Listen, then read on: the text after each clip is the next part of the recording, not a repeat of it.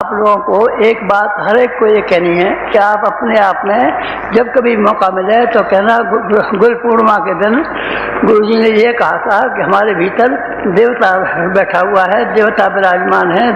देवता जो काम किया करते हैं, देवता जिस काम के लिए अपना जीवन लगाया करते हैं, जिसके लिए पुरुषार्थ किया करते हैं, वो पुरुषार्थ हमारे सुपुर्द किया गया है। एक बात तो मुझे आपसे ये कहनी है, एक बात। दूसरी बात ये कहनी थी मुझे, महाभारत जब हुआ था तब अर्जुन ये कह रहा था कि हम 5 पांडव हैं, मारे जाएंगे, और कौरव 100 हैं। कौरवों के पास इतनी सेना है, हमारे पास तो कोई भी आदमी नहीं है, थोड़े से 5-50 आदमी हैं, हमारा युद्ध कैसे हो सकता है। इसलिए वो मना कर रहे थे। अर्जुन बार बार मना कर रहा था, महाराज हमको लड़ाइए मत, और ये इसमें सफलता हमको नहीं हो सकती। हम कैसे सफल हो जाएंगे आप बताइए। कोई हिसाब भी तो चाहिए, कोई गणित भी तो होना चाहिए। हम इनसे लड़ेंगे तो लड़ करके पता कैसे पाएंगे, बीच कैसे पाएंगे। लेकिन भगवान ने उनको ये कहा था, देखो मैंने इन सबको मार के रखा है। जितने भी दुर्योधन की सेना तुमको दिखाई पड़ती है, मैंने पहले ही मार के रखा है और तुम्हारे लिए सिंहासन सजा करके रखा है। तुमको 5 को सिंहासन पर बैठना पड़ेगा, राज्य करना पड़ेगा, और कौरवों को मरना पड़ेगा। और ये तो मरे मराए रखे हैं, तुम तो खाली तीर कमान चलाओगे। काम तो मेरा था, सो मैंने करके रखा। इस युग को बदलने के संबंध में जो बड़े महत्वपूर्ण काम करने हैं, उनके संबंध में आपको तो केवल श्रेय लेना है, श्रेय लेना है, केवल आपको श्रेय लेना है। जीतना किसी से है और हारना किसी से है। न किसी से हारना है, न किसी से जीतना है, न किसी को मारना है, और न कोई पुरुषार्थ करना है। आपको तो उसको विजय प्राप्त करने का जो श्रेय मिलना चाहिए, वो श्रेय प्राप्त करना है। अर्जुन ने भी प्राप्त किया था। जब ज़्यादा बहस करने लगा, मेरे घर में बाल बच्चे हैं, मेरी दुकान में हर्ज हो जाएगा, मेरा काम हर्ज हो जाएगा, मेरा फलाना हो जाएगा, मुझे टाइम नहीं है, और मुझे पैसे की तंगी आ गई है, मेरे पर मुकदमा चालू हो गया है। जब ये बेकार की बातें करने लगा तो श्री कृष्ण महाराज झल्ला पड़े थे। और उन्होंने फिर एक हुक्म दिया, तस्मात् युद्धाय युज्यस्व, लड़ लड़ लड़। बहाने बनाता है दुनिया भर के, कैसे होगा, और हमारा काम हर्ज हो जाएगा, और हमारी खेती बिगड़ जाएगी, और हमारी कपड़े की दुकान में घाटा पड़ जाएगा, फलाना हो जाएगा, दुकान होगा, तू लड़। फिर हमारा क्या होगा, तेरी जिम्मेदारी हम उठाएं।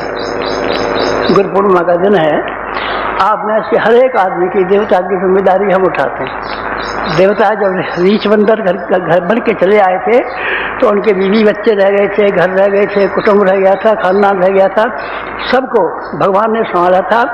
तो हमारे घर को संभालने की, व्यापार को संभालने की, खेती बाड़ी को संभालने की, हमारी बीमारी को संभालने की हमारी जिम्मेदारी है, और हम जिम्मेदारी उठाते हैं। आप हमारा काम कीजिए, हम आपका काम करेंगे। माँ के पेट में बच्चा जब आता है तो कानूनन उसका हक बाप की जायदाद पर हो जाता है। बाप की जायदाद पर बच्चा पैदा होगा तब नहीं बाबा, जब पेट में आता है। जिस दिन कोई बच्चा पेट में है, वकील से आप तलाश कर लीजिए, उस दिन से उसका बच जाता है हक। हमारी कमाई पर आपका हक है। प्रार्थना मत कीजिए, निवेदन मत कीजिए, मनोहार मत कीजिए, वरदान मत मांगिए, आप मांगिए अपना हक।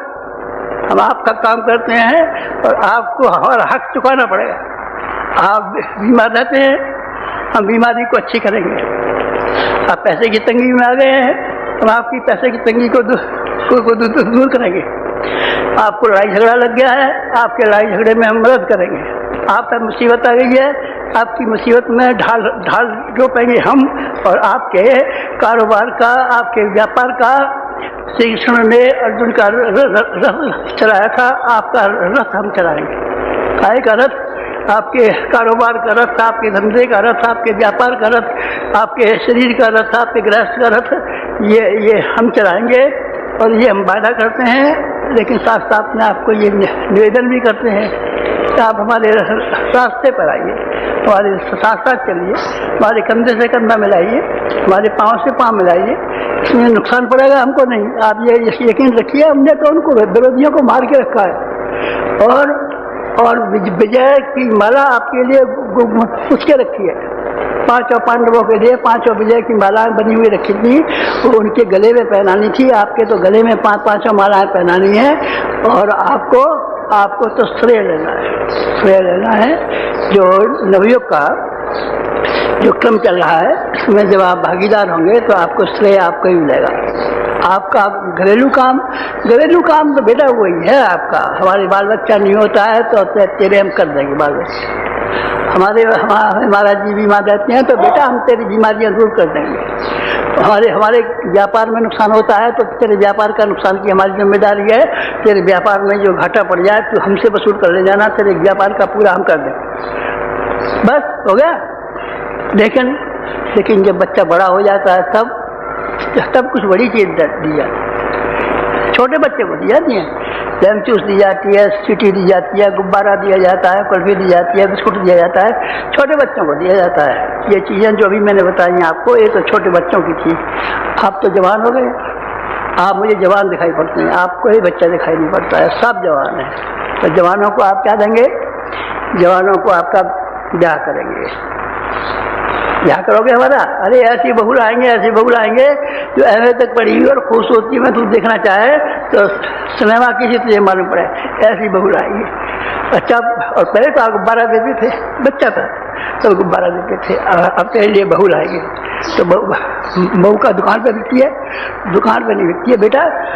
बहू को लाने के लिए बहुत खर्च करना पड़ता है।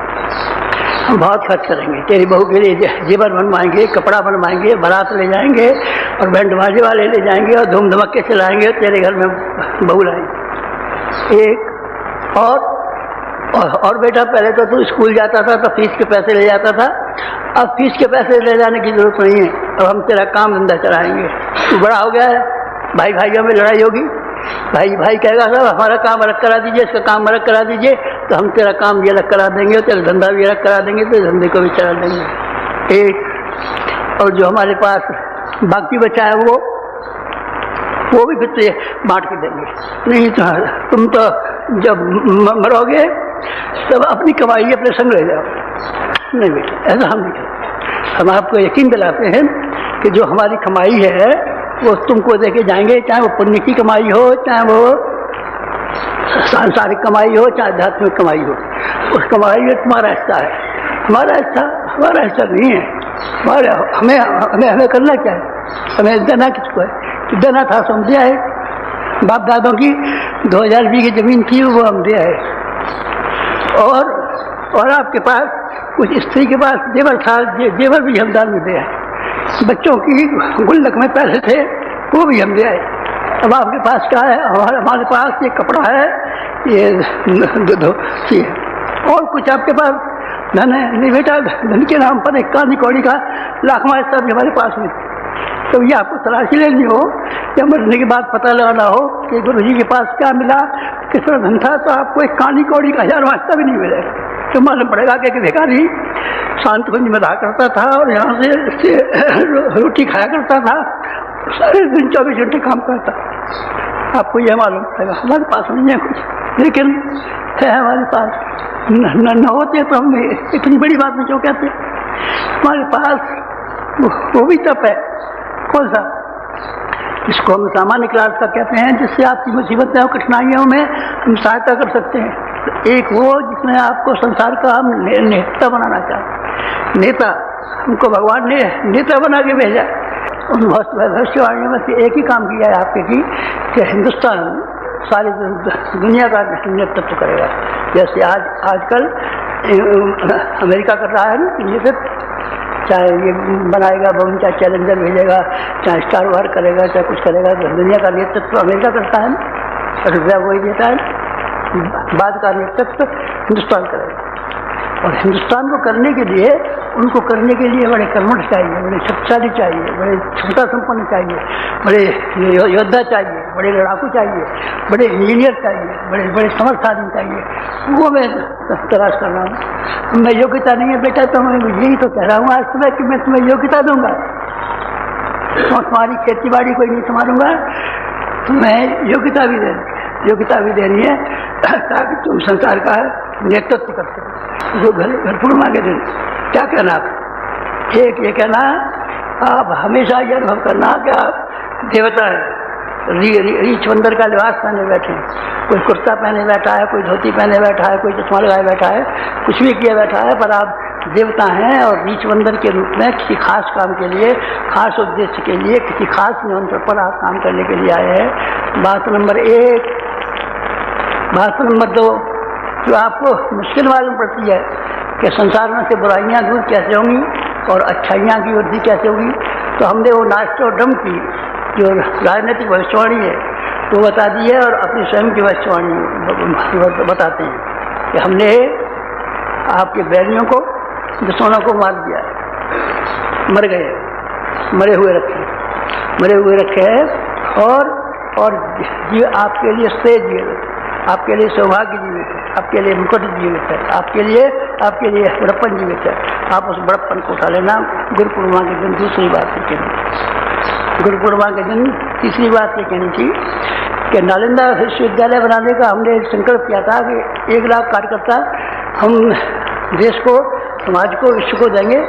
1 लाख कार्यकर्ता का कंट्रोल नहीं हो पा रहा है हमारे लिए, इसीलिए आप लोग इसमें ये मदद कीजिए कि 15 दिन के लिए अपने यहाँ प्रज्ञा पाठशाला चलाने के लिए कोशिश कीजिए। समय के समीपवर्ती लोगों में से जो हमारे यहाँ जाते हैं पढ़ने के लिए, इन्हीं को इकट्ठा कर लीजिए, ये पढ़ा देंगे, एक पैसा भी खर्च नहीं होगा, कोई खर्च नहीं होगा। यहाँ से बढ़ाएंगे तो किराया भाड़ा देना पड़ेगा, आपको किराया भाड़ा देना पड़ेगा, और 2 आदमी जाएंगे तो उनको खाने पीने का भी इंतजाम करना पड़ेगा। ये भी हम कर सकते हैं। तीसरा काम प्रज्ञा पाठशाला है, प्रज्ञा महाप्रशिक्षण यहाँ चलेगा, महाप्रशिक्षण को हम चलाएंगे। आप पढ़ाने आते हैं, पढ़ाने नहीं आते, पर अपनी शक्ति देंगे, अपनी बुद्धि देंगे, अपनी भावना देंगे, अपना प्राण देंगे, अपनी जीवन देंगे, अपनी सब चीज़ देंगे। इसलिए जब आदमी जाएगा तो कुछ का कुछ होकर देंगे और उसको प्रज्ञा पाठशाला आपको चलानी जाएगी। क्या काम हो गए? 3। एक और काम कहना था आपसे, उस कहने को आप ध्यान रखना। हमने जो लड़ाई छेड़ी है दुष्प्रवृत्तियों के विरुद्ध छेड़ी है और सत्प्रवृत्तियों के संवर्धन की छेड़ी है, राम राज्य स्थापना की छेड़ी है, लंका दमन की छेड़ी है। बहुत बड़ा काम है, बहुत बड़ा काम है। तो इसमें कुछ मुसीबत आएंगी, मुसीबत तो आएंगी, पर मुसीबतों को तुम तक नहीं पहुँचने देंगे, उन मुसीबतों को अपने ऊपर लेते रहेंगे। चौथी बात आपको तो ये कहनी है कि अभी हमारे जीवन के जितने समय हैं, कोई हमारा बच्चा हमारी छाती से अलग होने वाला, कोई चोर, कोई बाबा जी अपनी झोली में डाल के तुमको ले जाएगा तो हमको दुख होगा। इनसे बड़ी उम्मीद थी हमें कि ये हमारा बच्चा है और ये हमसे दूर हो गया तो कितना कष्ट होगा हमको, आप नहीं समझते। 4 बातें हो गई, ध्यान रखना बेटा। अच्छा, ज़्यादा बातें कहें, ज़्यादा व्याख्यान में नहीं, ज़्यादा व्याख्यान देना तो बंद कर दिया। कोई बात करता हूँ आपसे, एक ही बात कही है कि आप रीछ वानर के रूप में हैं, लेकिन आप रीछ वानर नहीं है, देवता हैं। एक बात ये कही है कि तुम्हें श्रेय देने के लिए दुश्मनों को मार के रख दिया है और तुम्हारे लिए राज सिंहासन बना के रख दिया है, तुम उसको ग्रहण करना। योद्धा युद्धस्थ, 2 बात हो गई। तीसरी बात यह कि तुम अपनी व्यक्तिगत कठिनाई के बारे में परेशान मत होना। हमारी व्यक्तिगत कठिनाई है, ये कौन हल करेगा? हमारा पुण्य और हमारा तप जो पिछले समय से आया है वो तुम में से हर एक के काम आएगा। किसी और के काम आएगा, किसी और के काम नहीं आएगा। नहीं तुम किसी और को दे दोगे, नहीं बेटा किसी और को नहीं दे देंगे, शांत को किसी और को दे देंगे, किसी को नहीं दे देंगे। कमेटी का है, ये कमेटी का ही रहेगा। 4 बातें आपको कहनी थी, इन्हीं को आप बार बार विचार करना। गुरु जी 4 बात कीजिए, आपके काम की देखभाल हम करेंगे। आप रीछबंधन है, देवता है एक, और आपको श्रेय लेना है, सिंहासन लेना है, आपको तमन्ना है और किसी झोली वाले बाबा जी से होशियार रहना है कि झोले में डाल करके भाग नहीं खड़ा होके।